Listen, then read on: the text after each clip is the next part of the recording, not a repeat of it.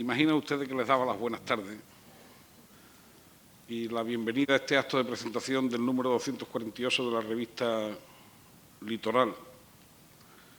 Les agradezco de manera especial la presencia en razón de la circunstancia climatológica de la tarde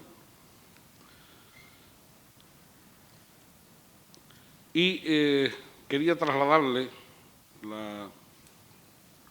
Bueno, en primer lugar me van a perdonar ustedes, perdónenme ustedes la dispersión, pero tengo que darle también un saludo especial a la diputada delegada del área de Cultura y a la responsable del Centro de la Generación del 27, Susana Radillo y Aurora Luque, respectivamente. Y les decía que para la Diputación de Málaga, y probablemente pueda sonar esto atópico, pero entiendan ustedes, tengan la completa seguridad de que no lo es. Para la Diputación es una satisfacción, sin duda, de las más profundas que podemos sentir, dar acogida en una de nuestras instalaciones a un acto de presentación de una revista que, después de tantos años, se ha convertido en un auténtico símbolo de la cultura y que tiene el respeto de gente no solamente de nuestra Málaga, de España, sino gente de todo el mundo. A veces, perdonen ustedes que les entretenga siquiera 2 minutos, pero a veces se tiene cierta aprehensión a la hora de valorar el papel que pueden jugar las diputaciones. Nosotros somos una administración cercana. Una administración cercana quiere decir que es una administración que está siempre atenta al sentir, al pálpito de todos y cada uno de los ciudadanos y atendiendo también a las singularidades de todos y cada uno de los ciudadanos. Por tanto, estamos cerca de la gente que se siente implicada con el mundo de la cultura, en este caso con el mundo de las letras. Probablemente si no existiésemos nosotros, otra administración habría venido a cubrir ese hueco. Pero mientras no se produzca esa situación, para la Diputación de Málaga, en este caso, es una auténtica honra el, durante tanto tiempo, haber venido colaborando con quienes también durante tanto tiempo han venido manteniendo esta iniciativa cultural que, sin grandes alaracas, pues ha venido haciéndose de un hueco muy propio, muy suyo, en todo lo que tiene que ver con el mundo de la cultura. Por eso, Lorenzo, no te quepa duda alguna de que la Diputación de Málaga no solamente apoya este proyecto del litoral, sino que se siente honrada de tener la oportunidad de colaborar en ella. Porque, con frecuencia, en actos de estas características se tiende a agradecer la colaboración que desde las instituciones públicas se presta. Y este es un caso claro de que las instituciones públicas tenemos que agradecer que se nos preste la posibilidad de justificar nuestra existencia colaborando con actuaciones, con iniciativas de este tipo. Para explicar, para valorar el contenido de este número 248 de la revista Litoral, sin duda que vosotros vais a tener palabras más certeras que las mías. Por tanto, quede reducida mi intervención a ese agradecimiento a la posibilidad de hacernos presentes en el mundo de la cultura de Málaga a través de la colaboración con Litoral. Y para explicar ese contenido del que les hablaba ahora mismo, pues nadie mejor que el director de la revista Litoral, Lorenzo Zabal, al que antes de darle la palabra quiero públicamente reconocerle lo que le decía antes de iniciarse el acto, que me parece un acierto total el camino emprendido en los últimos números del Litoral de darle un contenido temático y dedicar cada uno de los números a algo muy concreto con carácter monográfico. Creo que, sin duda, eso ha significado una revitalización de la revista y, sin duda, también un acercamiento de un mayor número de personas a la misma. Así que, Lorenzo, la paz y la palabra. A ver, esto. Bueno, buenas noches a todos. Primero, agradeceros vuestra presencia. Agradecerle al presidente estar aquí con nosotros, a la diputada de Cultura, al director del área, a Aurora, directora del 27. Deciros primero que me siento como en casa. Estuve muchos años trabajando aquí, inventamos una revista como El Maquinista, hicimos muchísimas cosas en este mismo escenario, máquina y poesía, con imágenes. O sea que me siento realmente como en casa y con vosotros como grandes amigos. Agradecerle al presidente las palabras, principalmente el Litoral, una revista de poesía, no se puede mantener si no tiene una ayuda institucional en muchos casos, ¿no? Para sacar temas que a lo mejor no tienen salida, que no, Litoral no es una novela de éxito. Es muy difícil entrar en un mercado editorial, porque hay una cantidad de publicaciones excelentes y entrar en ese mercado y que interese es muy difícil. Y sin esta ayuda es casi imposible. Y yo le agradezco desde aquí a la Diputación todo lo que ha venido haciendo por Litoral en muchísimos años. Pero vamos a hablar de cartas. Lo primero que quiero deciros es que todos los presentes que estáis aquí vais a recibir una carta, una bellísima carta, al terminar el acto que ha preparado el Centro Cultural de la Generación del 27.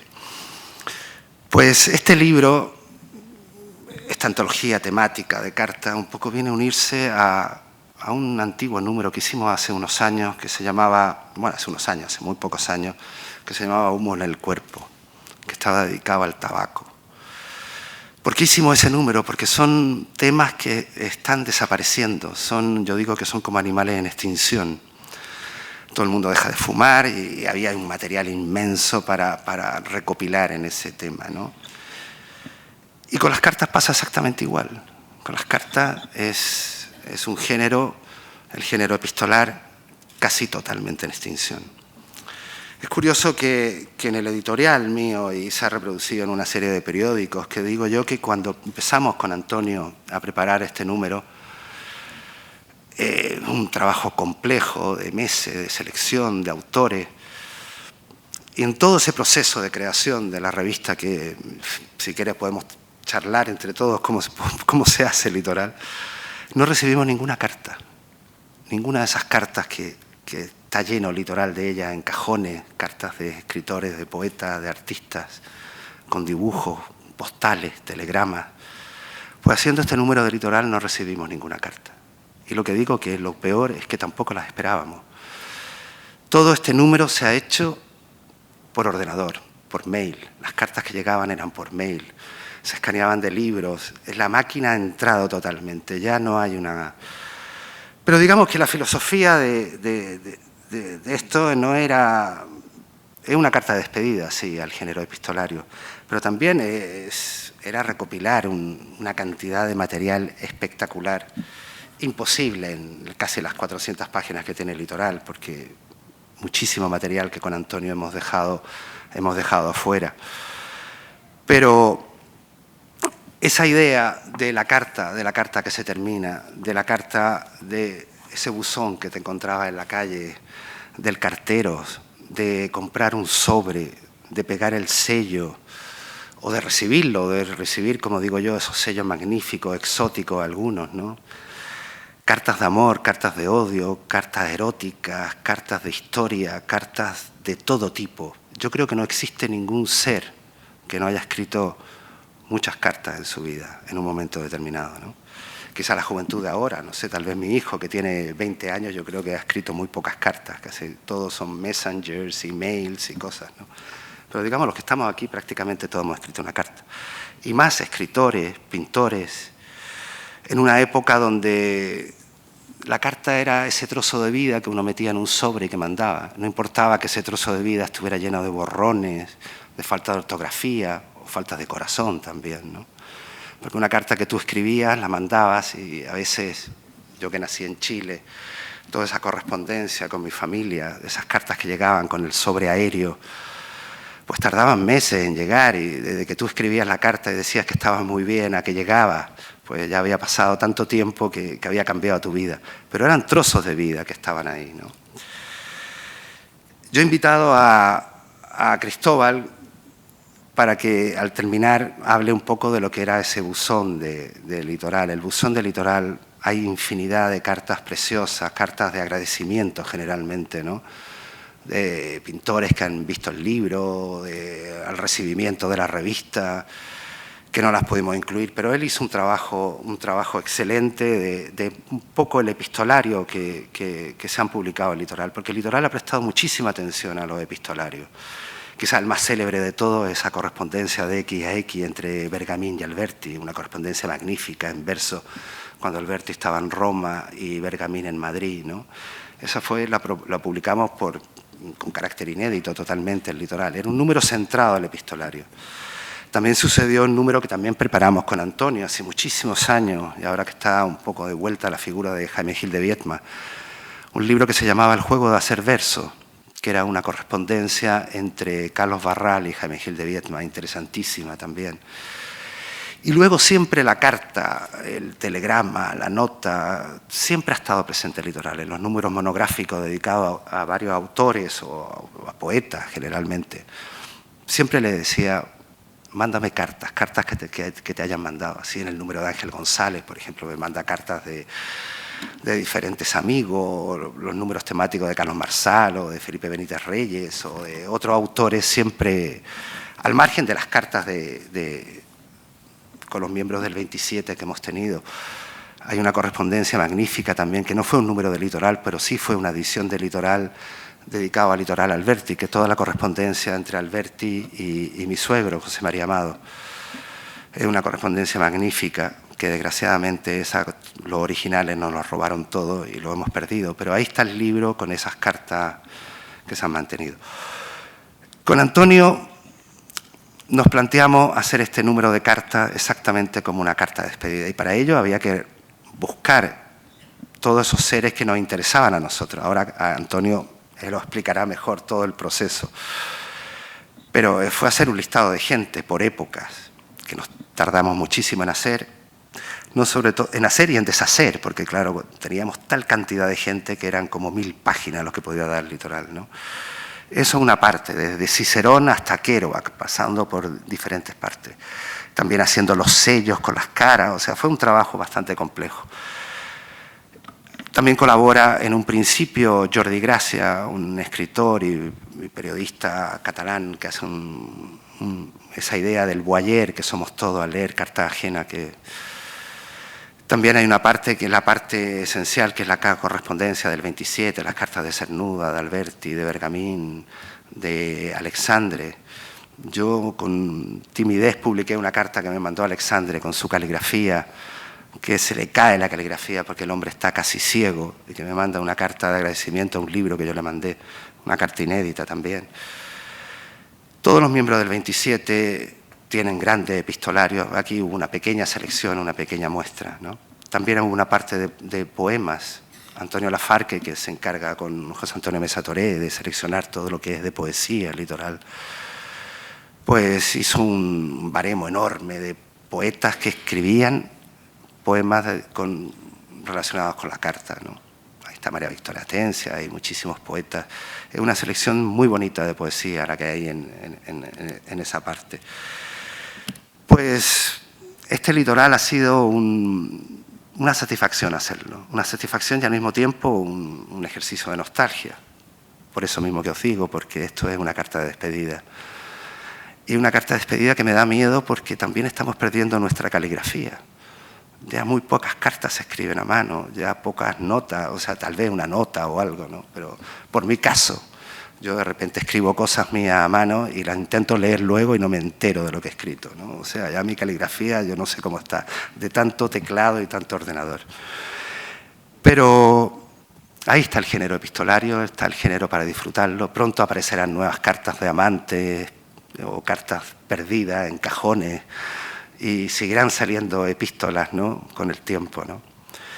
Esperemos que este litoral un poco sea eso, un recuerdo a un género epistolario muy bonito en unos casos, porque quisimos reproducir también no solamente el contenido de la carta, sino que el contexto, el continente de la carta, con cartas de dibujo, de Picasso, de Cocteau, de, bueno, infinidad de gente, ¿no? Y hicimos un litoral como lo sabemos hacer, como otros números de litoral, con otra antología temática que esperemos que os guste a vosotros. Pues nada más que eso, yo creo que al final podemos hablar entre todos y comentar y si quieres podemos leer incluso alguna carta. No quiero extenderme mucho más, ahora le quiero pasar la palabra a Antonio, que es verdaderamente el artífice y el artificiero de este número. Muchísimas gracias. Bueno, muchas gracias. No sé si se oye. Gracias al señor presidente de la Diputación. Palabras amabilísimas. Y gracias a Lorenzo Sabal también. Tienes que apretar el botón rojo. Y gracias a Lorenzo primero por haberme invitado a elaborar este número. A nosotros se nos planteaba de entrada la posibilidad de abarcar un poco toda la literatura universal, la historia del género universal, o sea, del género epistolar desde los orígenes, o de ceñirnos al ámbito español e hispanoamericano.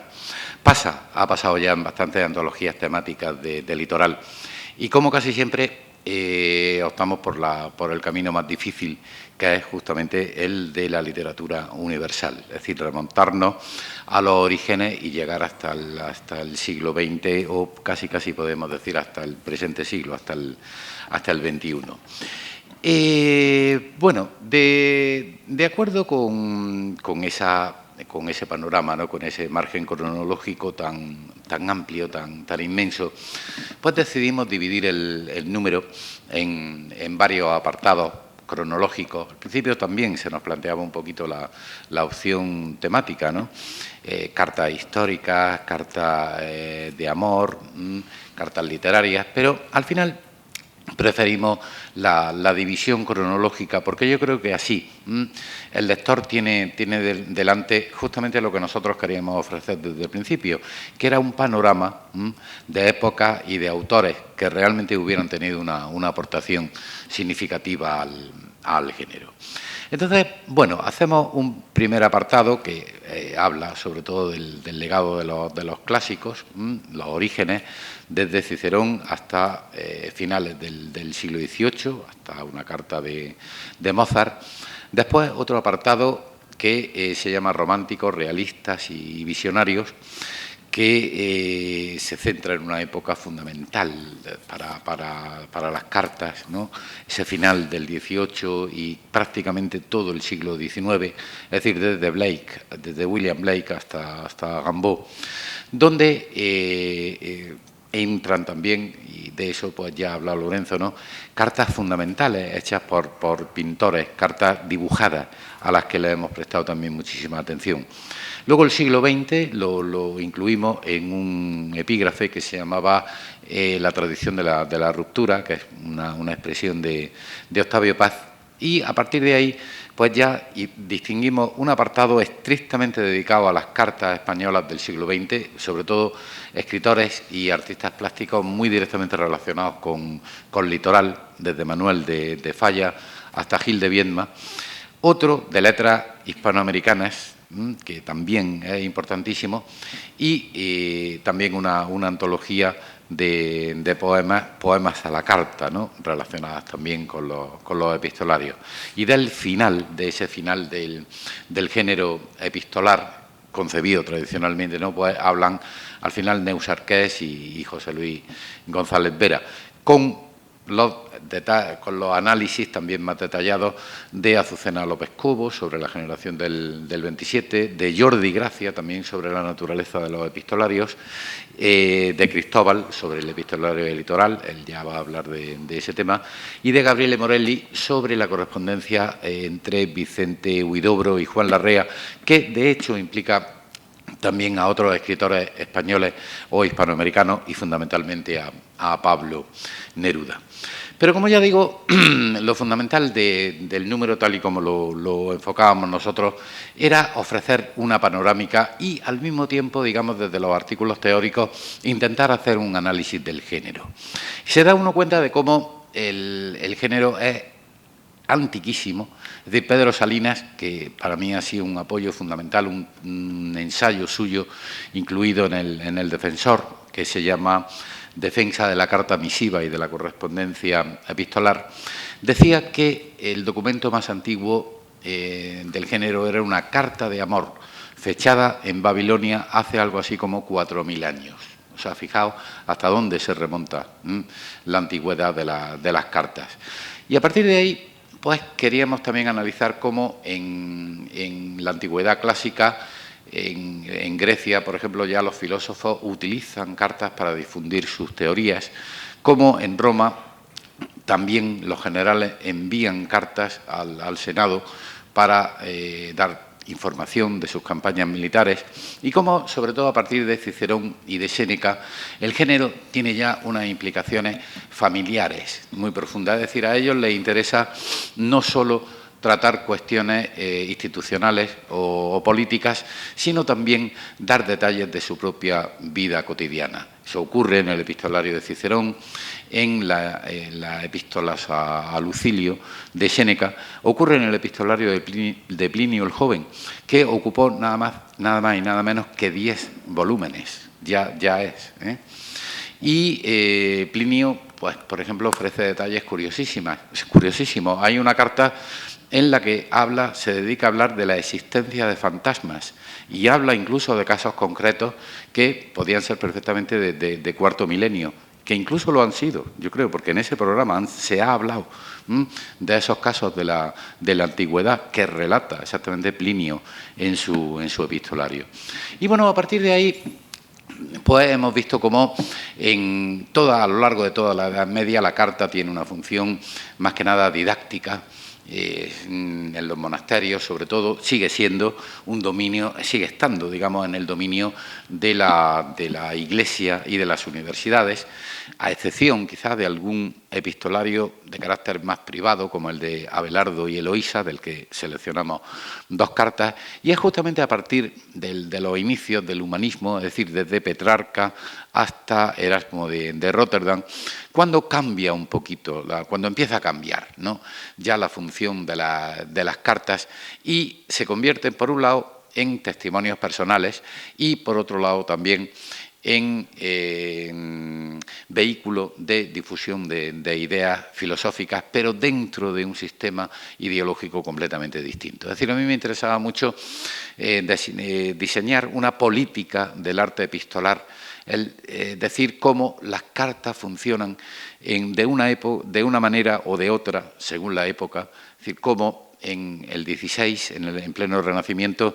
la carta es sobre todo un estilo personal, como ya decía Erasmo de Rotterdam, y así se va afianzando en las literaturas nacionales, el caso de Pasquier en Francia, o de Vittoria Colonna en Italia, o de los escritores españoles del siglo de oro, que son casi todos secretarios de nobles y a partir de ahí ejercen precisamente o se dedican a cultivar el arte epistolar, es decir, lo hace Lope de Vega como secretario del duque de Sesa, o Quevedo con el duque de Osuna, y antes incluso Alfonso de Valdés con Carlos V, como también, por ejemplo, en la época de la monarquía absoluta de Luis XIV, la carta vuelve a ser un documento absolutamente cerrado, como un código de la nobleza y de la corte, y es precisamente una escritora de esa época, Madame de Sévigné, la que vuelve a los cauces familiares y la que sirve de modelo para los escritores del siglo XVIII, para Voltaire, para Rousseau, para Diderot, la que, digamos, rompe esas normas estrictas, ¿no?, de la corte absolutista. Ahí podríamos haber metido también buena parte de la literatura epistolar, de la novela epistolar del XVIII, ¿no?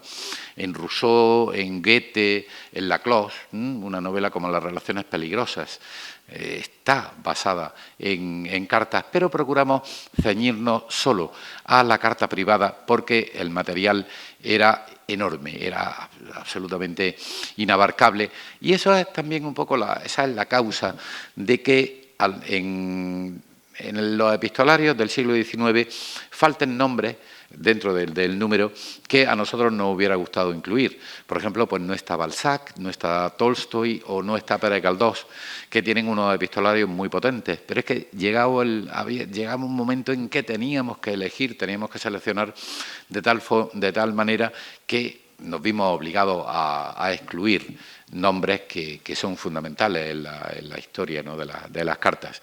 En el 20, pues, ocurre prácticamente lo mismo. Hemos incluido en el libro, pues, cartas de Freud, cartas de Louis André a Salomé, de Apollinaire. Las cartas a Lou son fascinantes, son una muestra clarísima de literatura erótica.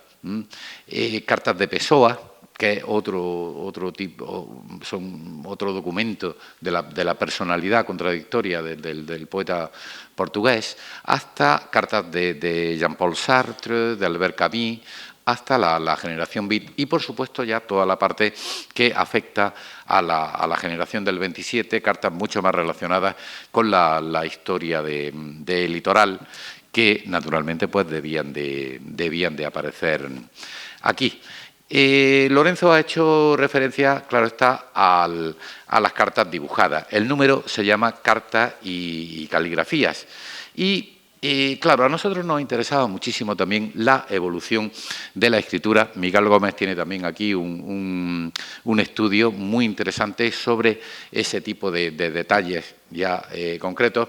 Y aquí incluimos cartas dibujadas o caligrafías excepcionalmente originales, ¿no?, como la de William Blake, la de Caspar David Friedrich, Delacroix, Manet, Gauguin, Van Gogh, por supuesto. Ahora se acaba de editar el epistolario completo de Van Gogh.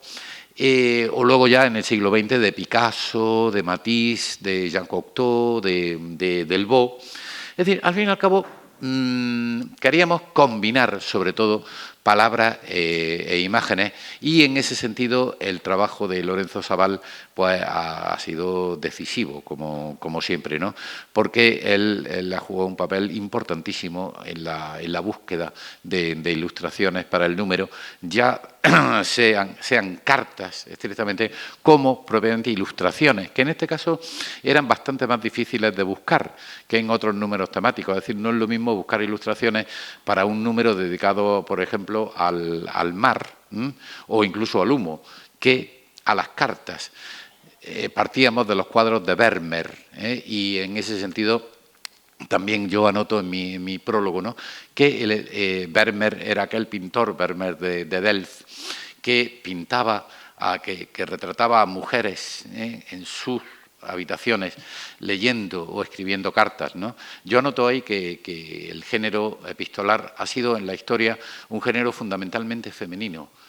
Hay grandes escritoras de cartas y son las mujeres escritoras las que consolidan el género entre el siglo XVI y el XVII, es decir, desde, por ejemplo, Vittoria Colonna hasta Madame de Sévigné, como decía. En definitiva, y no quiero alargarme más, era un proyecto de entrada complicado por el ámbito, por el espacio que abarcábamos y por la propia complejidad del género, y hemos tratado de resolverlo pues combinando, como siempre, palabras e imágenes, de manera que al final pues sea un número lo más ameno posible para el lector. Un trabajo en equipo. Lorenzo ya ha nombrado a las personas que siempre estamos cercanas al litoral y yo no voy a repetirlas. Yo hablaría siempre de un trabajo gustoso, como decía Juan Ramón Jiménez, que hemos hecho y que ojalá les guste a ustedes. Cristóbal. Buenas tardes a todos. Gracias, Salvador, gracias, Lorenzo, gracias, Antonio. Permítanme que empiece explicándoles a través de ciertos recuerdos por qué soy yo el primero que se sorprende al verse sentado en esta mesa en un acto como este. Fue precisamente aquí, en este centro cultural, donde hace unos 10 años conocí a la gente que hace litoral, a Lorenzo Sabal, a José Antonio Mesa Toré y a Miguel Gómez. Fue en la etapa en la que Lorenzo dirigía el Centro del 27 y yo era para ellos un desconocido que empezaba a ser periodista y llevaba muy mal eso de levantarse algunas mañanas sin noticias. No sé por qué, cada vez que esto me pasaba, llegaba aquí sin avisar, subía al ascensor y me presentaba ante ellos pidiéndoles socorro, es decir, suplicándoles que me dieran una exclusiva, que no tenía nada que contar ese día en el periódico y que, como cobraba a la pieza, necesitaba de la caridad de ellos, que enseguida me explicaban con toda la razón del mundo que aquel no era sitio de muchas exclusivas e intentaban darme larga. Lo cierto es que pocas veces me fui de vacío, y esto que cada vez venía con más frecuencia sin saber por qué.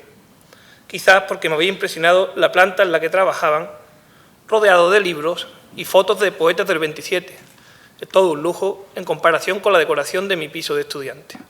O porque me habían caído bien aquellos señores que a mis ojos de recién empezado tenían pintas de personajes y entre sus manos una aventura tan bonita como la de, a la vez que trabajaban aquí, continuar con la revista que habían fundado Prados, Alto Laguirre e Hinojosa. En parte gracias a ello, poco a poco me fue fascinando todo lo que tenía que ver con la literatura del 27 y con la revista Litoral, hasta el punto que cada vez que salía un número nuevo me presentaba en casa de Lorenzo para que él me lo mostrara en su ordenador, como si quisiera ser partícipe de un secreto antes de que saliera de la imprenta. Lo hacía entonces y lo hago ahora. Todavía no he dejado de hacerlo.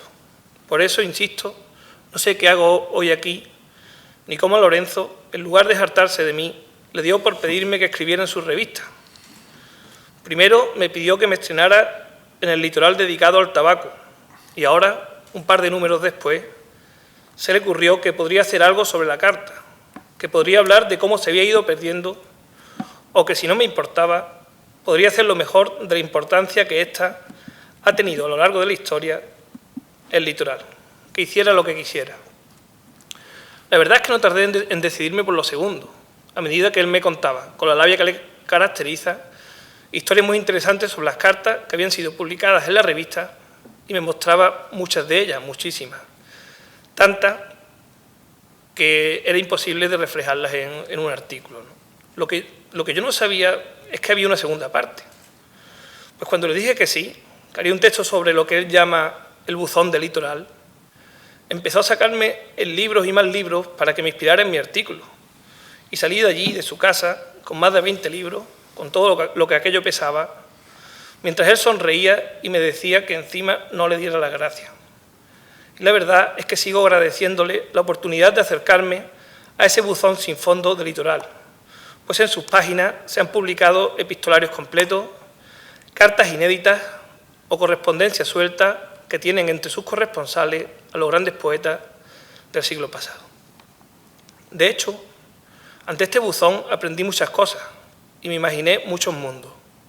Viajé por un litoral de carteros, calles y personas, que así es como se terminó titulando el artículo, tras tomar prestada una de las expresiones que Jaime Gil de Viedma empleaba en su correspondencia con Carlos Barral, que el litoral recuperó en un número precioso dedicado al catalán, que abrigaba, tras la cubierta de cada ejemplar, uno de esos sobres con bordes rojos y azules que llegaban del extranjero. Aquellos libros me demostraban, además, que el litoral no hubiese sido como es sin los sobres que durante décadas habían llegado a su buzón y que encima, su historia de más de 80 años, había empezado con una carta, con aquella que Emilio Prado le envió a Manuel Ángeles Ortiz, pidiéndole el dibujo de la primera portada, aquel pez que aún sigue vivo en una oficina como la que frecuentan a diario María José Amado y Pilar Salado. Es aquel, un Emilio Prado, entusiasmado con el proyecto, que contrasta con el poeta herido por el exilio, que le escribe años después desde México a Ángel Cafarena, en una carta en la que están presentes muchas de las claves de la tradición impresora malagueña, que él sigue con lupa desde la distancia, como si fuese incapaz de desentenderse de las impresiones que había heredado su queridísimo Angelillo. Ahora bien, la sensación de tristeza que causa en él la sombra del destierro queda aún más patente en su correspondencia con su hermana Inés y la hija de esta, Carmen Sabal, que desveló Litoral. Precisamente a su hermana Inés le transmite en el epílogo de aquella relación epistolar y de su propia vida párrafos tan estremecedores como este, fechados solo 9 días antes de la muerte del poeta, el 15 de abril de 1962. Y yo estaba calladito, nocturno y en mi cuarto solo, aún me acordaba de toda mi vida y de todos vosotros, y con mucha paz pensaba qué bien si fuera el final, un bonito final de un poeta trasnochado y en el exilio. La carta también fue un bálsamo en los tiempos difíciles, en los comienzos de la etapa en la que José María Amado recuperó la revista, en el 68, cuando Alberti elogiaba el resultado desde Roma, o escribía para contar que Picasso le había dicho que disfrutaba mucho con cada número de Litoral sin que él le hubiese sacado el tema. Y además, la carta sirvió como el vehículo por el que fluía la imaginación, a veces infinita, que requerían tanto José María como Lorenzo para que aquella revista siguiera en pie.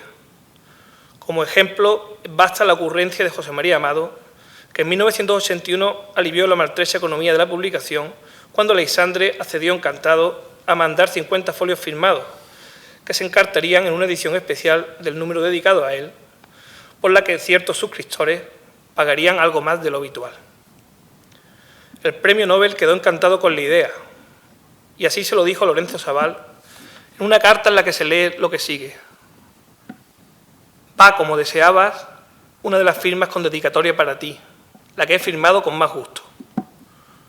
Hubiera firmado lo mismo las 60 hojas, y digo 60 porque las 10 sobrantes van también firmadas por si hiciera falta, caso de avería. Asimismo, las misivas que se han ido asomando al Litoral son también una especie de espejo que refleja la historia de la poesía del siglo XX, como lo demuestran la aparición en sus páginas de epistolarios de Alberti, Bergamín, Miguel Hernández, Aleixandre, León Felipe, Gil de Viedma o Francisco Giner de los Ríos, entre otros. Además, el género epistolar ha estado muy presente hasta hace poco. En los últimos años, las cartas también tuvieron su espacio en los números dedicados a poetas más actuales como García Montero, Ángel González, Benítez Reyes, Caballero Bonal, María Victoria Atencia o incluso Carlos Marzal. Precisamente, entre las palabras del valenciano se vislumbra la corta vida que aguardaba la carta convencional. Leo lo que él escribió. Aunque pertenezco, por desgracia, a una generación que ha nacido condenada a ver languidecer el género epistolar, conservo buenas cartas literarias de muchos amigos, pertenecientes a un tiempo en que todos éramos menos perezosos.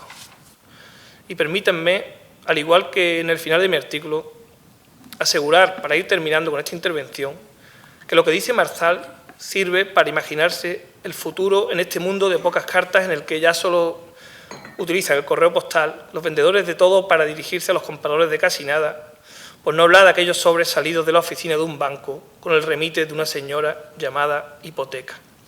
Es decir, para una generación como la actual, tan de emails y teléfonos móviles, es prácticamente imposible recibir en sus buzones una carta de belleza infinita, como la que en 2003 se desveló en el número La poesía del cine, de Litoral. Había sido enviada en los años 30 por un amante al cineasta Luis Buñuel, que la guardó desde entonces hasta su muerte. La firma es Tota Cuevas, y en sus primeros compases se alude a un viaje en transatlántico para envolver una declaración de amor en toda regla. Termino leyendo el arranque de aquella misiva. Querido Luis, hablo tanto contigo que me parece inútil escribirte. Estoy en mi cabina y la llenas. Todo lo que toco eres tú. Tengo nardos de Lisboa y todo lo que huelo eres tú. Y me voy al puente arriba porque no puedo tomar tanto Luis. Nos acercamos al trópico y estoy mal, enferma de esta humedad pesada y caliente. Anoche nos pasó el Cepelín yendo a Río, una enorme ballena en el cielo con muchos agujeritos de luz. Un marinero que se parece a ti lo saludaba con fuego rojo en la mano y cuando se acabó el fuego, con el puño cerrado. Muchas gracias. Buenas tardes.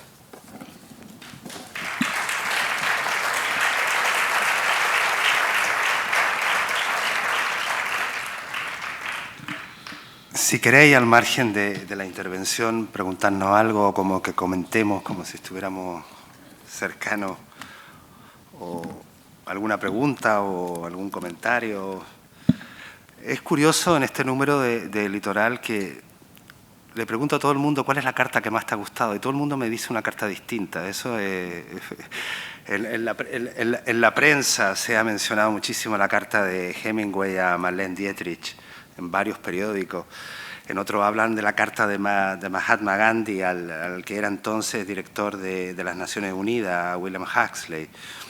En otros me hablan de cartas de amor, o Juan Cruz, por ejemplo, en la blog de Juan Cruz del País, menciona la carta, aquella bellísima carta de Camus a su profesor, cuando recibe el Premio Nobel de Literatura, y le agradece que ese premio se lo debe a él, ¿no?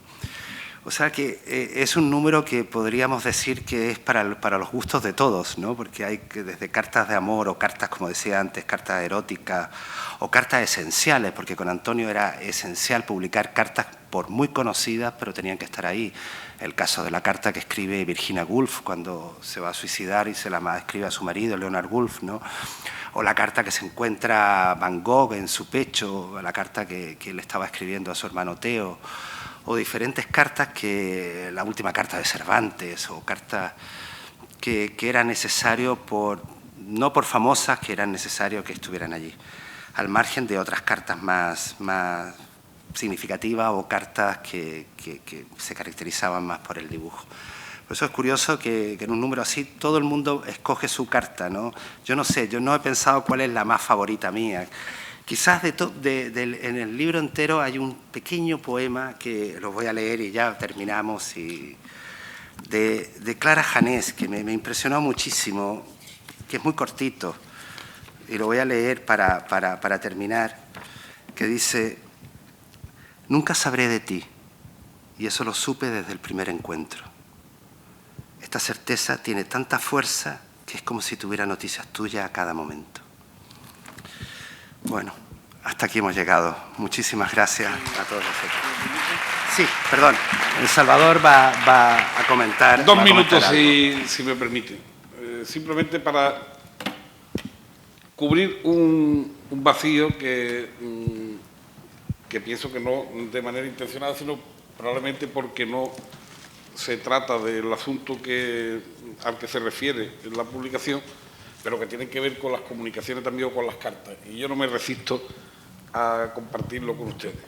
Entre otras cosas porque muchos de ustedes conocen de mi afición por la inspiración, por todo lo que tiene que ver con el genio creador del pueblo, con la lírica popular en este caso, y yo no me resisto a compartir, repito, con ustedes una hermosísima copla de Verdiales que tiene que ver con la carta y que es un ejemplo de esa sencillez emotiva y emocionante de la lírica popular.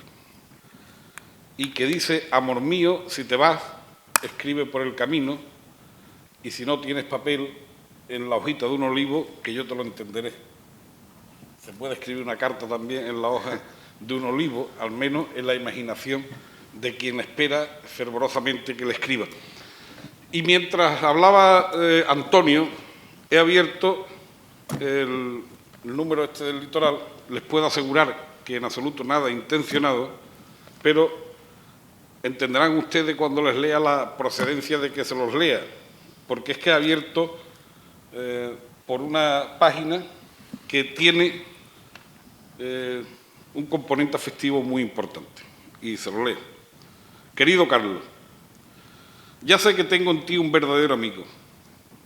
Esto es una alegría para mí.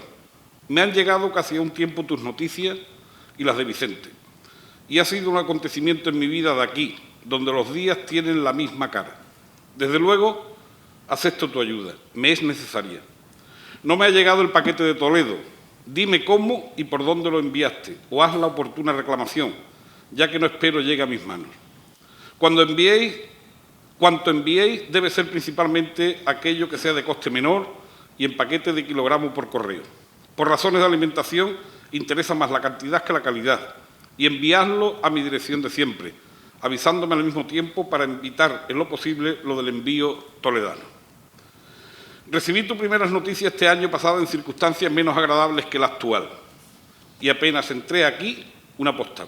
El tiempo pasa, amigo Carlos, dejando su huella en todo, y más o menos profunda según la calidad de los seres y las cosas. El tiempo en la cárcel es para mí una buena lección de vida y de todo lo contrario, y un provechoso curso de humanidades. Claro, hombre, cierto, mi hijo y mi mujer son mi gran aliento, y también algunos amigos. Si logro conservar la salud, saldré de aquí como un ser de piel nueva, y falta nos hace renovar esta vieja piel del sol. Di a Vicente que pronto le daré razón de mí, que no quiero que para nadie signifique atenderme violencia o mucho esfuerzo. Lo mismo te digo, Carlos, te abrazo como puedo, fuertemente. Esta carta que envió a Carlos Rodríguez Spiteri desde la cárcel de Ocaña el 16 de marzo de 1941, que sirva como reconocimiento a este número del litoral y como homenaje a Miguel Hernández en el centenario de su nacimiento. Muchas gracias.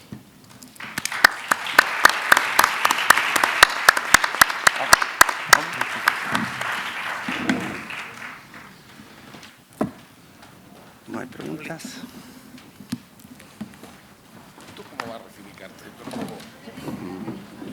Más de tu carta de las 1000.